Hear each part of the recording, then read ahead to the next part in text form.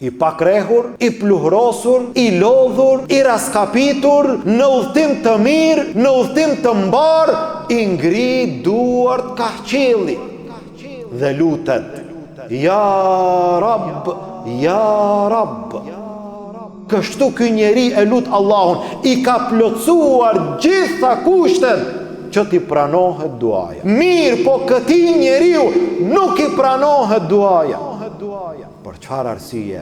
Tha pejgamberi sallallahu alaihi wasallam: ama ky njeri në këtë gjendje duke thënë ja Rab, ja Rab, ama gjendja e tij si është?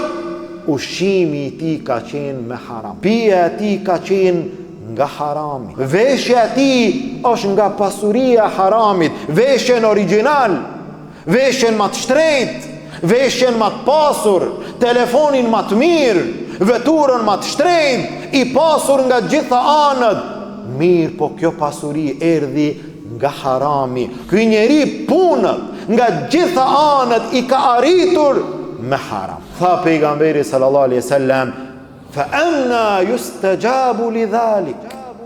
Si do t'ja pranon Allahu këtij duan?